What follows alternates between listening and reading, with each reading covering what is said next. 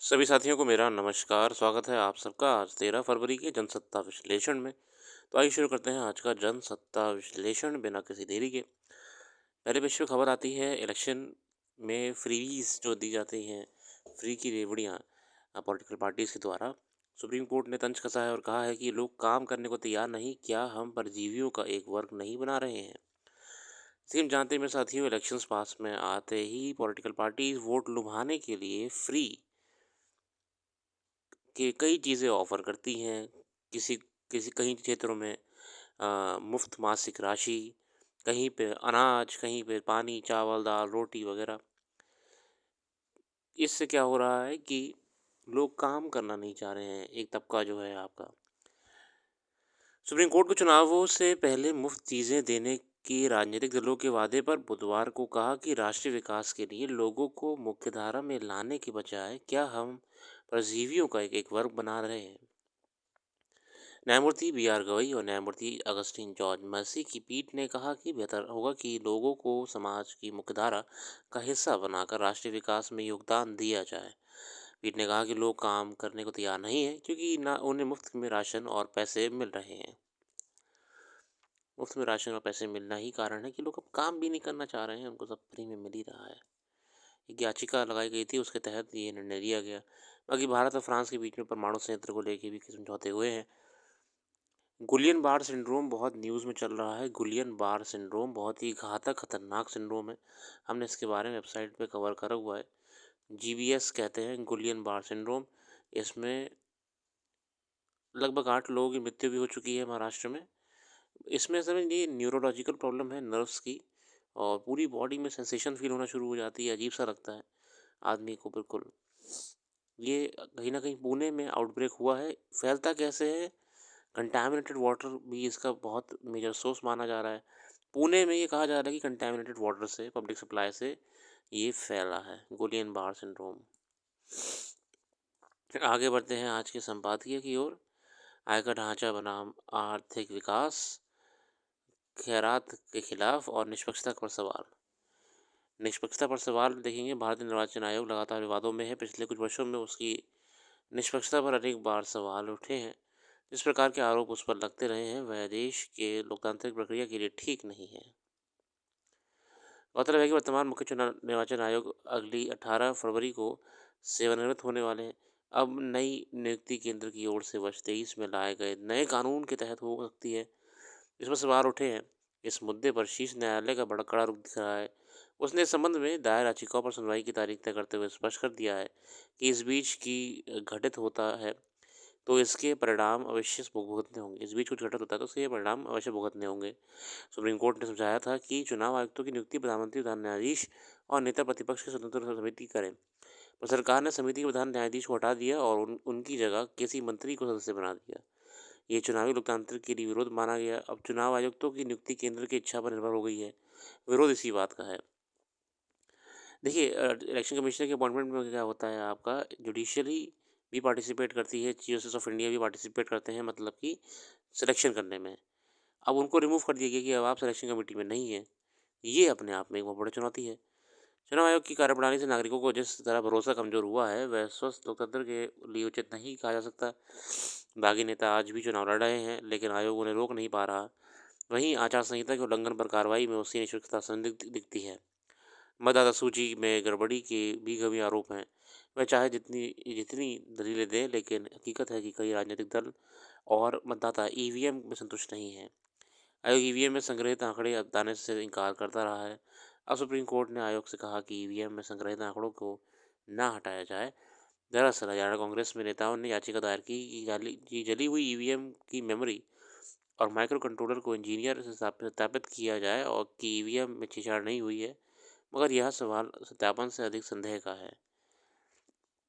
हाँ, चुनाव आयोग के ऊपर देखिए सर, वर्तमान में कई कई सारे प्रश्न खड़े होते हैं।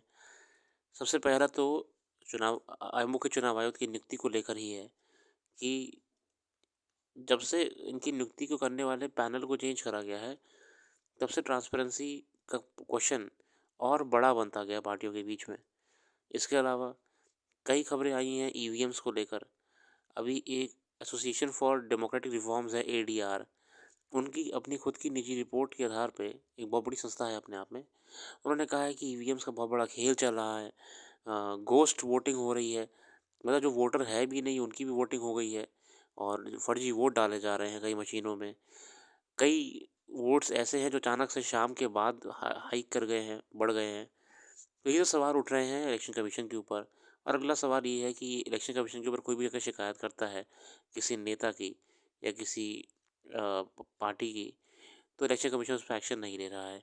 कई बार मॉडल कोड ऑफ कंडक्ट जो होता है एमसीसी का उल्लंघन करा जाता है, मगर इलेक्शन कमीशन उसको भी संज्ञान में नहीं लेता है। ये सारी बातें हैं जो इस समय क्वेश्चन मार्क बनी हुई हैं इलेक्शन कमीशन के ऊपर। 18 फरवरी को रिटायर हो रहे हैं, देखते हैं आगे क्या होता है। खैरात के खिलाफ अगला लेख है, किसी भी सरकार की कामयाबी इस बात से आकी जाती है कि उसने नागरिकों के लिए काम का वैसा वातावरण बनाया और देश के आर्थिक विकास में उनका कितना योगदान सुनिश्चित किया है। मगर हमारे यहाँ गरीबी उन्मूलन के नाम पर चलाई जा रही खैरात की योजनाएं की उपलब्धि की तरह रेखांकित किए जाने लगे हैं। जब भी कोई चुनाव आता है तो हर राजनीतिक दल बढ़ चढ़ कर मुफ्त की योजनाओं को फहरिस्त पेश करना शुरू कर देते हैं। इस पर उचित हो सर्वोच्च न्यायालय में नाराजगी जाहिर की है। ये फ्रीबीज तो अपने आप में ठीक है ही नहीं। मुफ्त राशन, पैसे देना, ये सब कहीं ना कहीं गलत है। पहले भी मुफ्त की योजनाओं को लेकर गुहार लगाई गई थी, तो अदालत ने कहा था कि चुनाव में ऐसी घोषणा से परहेज किया जाना चाहिए। ये ठीक है कि कोई भी सरकार अपने नागरिकों को भूख से नहीं मरने दे सकती, इसलिए भोजन का अधिकार कानून लाया गया था। मगर इसका ये अर्थ नहीं है कि देश की एक बड़ी आबादी इस तरह भूख मुक्त खोर और अकड़मय बना दी जाए। कई कार्यक्रम बनते हैं, कई प्रोग्राम स्कीम्स बनते हैं, उसके ऊपर से आप और फ्रीबीज प्रोवाइड करा रहे हैं, तो बिल्कुल कोई काम करना क्यों ही चाहेगा। अगला आर्टिकल है आज का, आयकर ढांचा बनाम आर्थिक विकास। ये लेख लिखा है परमजीत सिंह वोहरा साहब ने। परमजीत जी कहते हैं, आगामी वित्त वर्ष के लिए बजट में सबसे अधिक चर्चा आयकर में दी गई छूट के इर्द गिर्द है। कोई दो मत नहीं है कि केंद्र सरकार ने इस बार आयकर सीमा में अप्रत्याशित वृद्धि की है। इस संबंध में ये मांग अरसे से हो रही थी, ये एक दबाव भी था। मगर क्या सरकार का ये कदम आने वाले समय में आर्थिक विकास में तेजी लाएगा या इसे ऐसी आर्थिक नीति के तौर पर जाना जाएगा जिसमें राजनीतिक दृष्टिकोण बड़ा रुख रखता था। यह अपनी अभी स्पष्ट नहीं है। प्रारंभिक तौर पर इसमें यह देखने को मिलता है कि आयकर छूट से नागरिकों के पास वित्तीय तरलता में तो बढ़ोतरी होगी और साथ ही इसके प्रत्यक्ष तौर पर दो फायदे भारतीय अर्थव्यवस्था में देखने को मिलेंगे।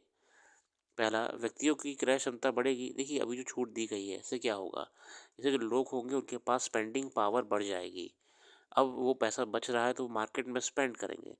उसके ऊपर से आरबीआई ने भी अभी अपने इंटरेस्ट रेट्स को कम कर दिया है, जिससे क्या हो रहा है कि बैंक जो है वो एक अच्छी ब्याज दर पे लोन दे रहे हैं। ठीक है, इसका फ़ायदा लोन जिन लोगों ने लिया था उन्हें भी मिलेगा। अल्टीमेटली इन दोनों कारणों से, तो टैक्स वाला हो गया, दूसरा आपका आरबीआई वाला हो गया। लेकिन टैक्स वाला तो नेक्स्ट ईयर अप्लाई होगा, जो आरबीआई वाला हो गया। इससे मार्केट में क्या होगा, लोगों के पास खर्च करने के लिए पैसे जेब में ज़्यादा होंगे, तो इससे अर्थव्यवस्था भी चलना शुरू हो जाएगी,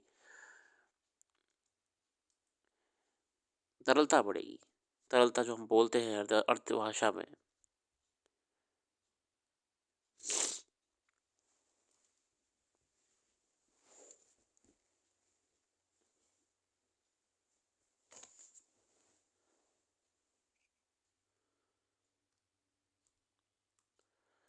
आगे देखते हैं, यानी संभव है कि क्रेडिट कार्ड को बकाया भुगतान या मकान बनाने के लिए उनकी द्वारा लिए गए वित्तीय ऋणों की मासिक किस्तों के कारण आर्थिक तरलता में हुई कमी को एक सहारा मिलेगा। इस पक्ष पर अगर सिलसिलेवार समझने की कोशिश की जाए तो कुछ आंकड़े को भी साथ लेकर चलना पड़ेगा। आर्थिक सर्वेक्षण के अंतर्गत सरकार ने आगामी वित्त वर्ष के लिए सामान्य विकास की दर को 10% के आसपास प्रस्तावित किया है और महंगाई को 5% से कम।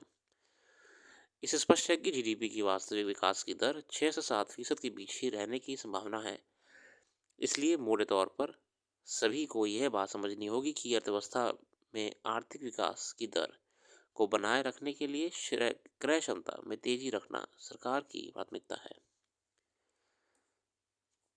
सरकारी प्रयास कर रही है कि मार्केट बिल्कुल डाउन सी चल रही थी, कंज्यूमर मार्केट वो बढ़े। वित्त वर्ष 17-18 से वर्ष 24-25 तक वेतन भोगी व्यक्तियों की आय में 6% से अधिक की कमी देखी गई है, जबकि स्वनियोजित रोजगार वाले लाखों व्यक्तियों की आय में 9% से अधिक की कमी दर्ज की गई है। यहाँ यह बताना अत्यंत आवश्यक है कि जिन आयर आयकर दाताओं को इस आयकर सीमा में बढ़ोतरी से फायदा होगा, वह कुल वेतन भोगियों का मात्र 25% हैं। बाकी बचे 75% वह वेतन भोगी तबका है जिनके वेतन में पिछले 6-7 वर्ष में बहुत अधिक वृद्धि दर्ज नहीं हुई, और इसके अलावा महंगाई दर का 4 से 5% के बीच बने रहने तथा खाद्य महंगाई की महंगाई का 8% से स्तर पर पहुंचना उनके लिए अत्यंत कष्टदायक है। सरकार ने बजट प्रस्तुत करते समय आयकर सीमा से इतनी बड़ी राहत देकर इस तरह के तकरीबन 1 लाख करोड़ रुपए के आर्थिक नुकसान को भी प्रस्तावित किया है। नुकसान भी तो होगा राज्य को। याद रहे कि 3-4 वर्ष पहले जब सरकार कंपनियों को करों की दर की कमी की थी, तो उसने एक प्रकार से 1.5 लाख करोड़ का घाटा प्रस्तावित किया था, जबकि वित्त वर्ष नुकसान उस समय दुगना हुआ था। ये समझना भी अत्यंत आवश्यक है कि इस आयकर सीमा से बढ़ोतरी से प्रति व्यक्ति आय और न्यूनतम आयकर की सीमा के बीच का अंतर 6 गुने से अधिक हो गया है। देखिए, हर चीज़ के प्रोज एंड कॉन्स तो होते हैं। ऐसे समय में अमेरिका से आज ये अंतर दुगने से भी कम है। ऐसे समय में भारत में देखिए प्रति व्यक्ति आय का तो अब हम कंपेयर नहीं कर सकते विकसित देशों से, मगर फिलहाल सरकार की भी ये लगातार प्रयास है, जिन प्रयासों के माध्यम से वो मार्केट में वापस से तरलता तो लाना चाहते ही हैं। लिक्विडिटी हमने खो दी थी, वो तो लाना चाहते ही हैं, और साथ ही साथ जो कहीं ना कहीं कंज्यूमर में कॉन्फिडेंस था मार्केट में स्पेंड करने का पैसा, वो भी रीगेन करवा रहे हैं। जितना पैसा लिक्विड रखेंगे कंज्यूमर के पास, उतना पैसा मार्केट में फ्लो करेगा और वापस से अर्थव्यवस्था में वो पैसा आएगा। आगे देखते हैं।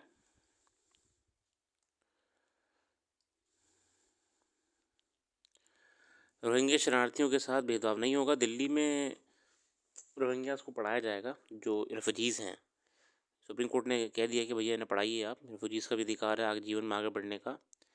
बाकी मुंबई में गुलियनबाग सिंड्रोम को लेकर खबर है जो जो इससे बढ़ता जा रहा है। महाराष्ट्र में अब तक 8 लोगों की गई जान। मुंबई में जीबीसी संक्रमण से पहली मौत। वो महाराष्ट्र मतलब कि पुणे बोलना चाह रहे हैं, पुणे में 8 लोग जान गई है।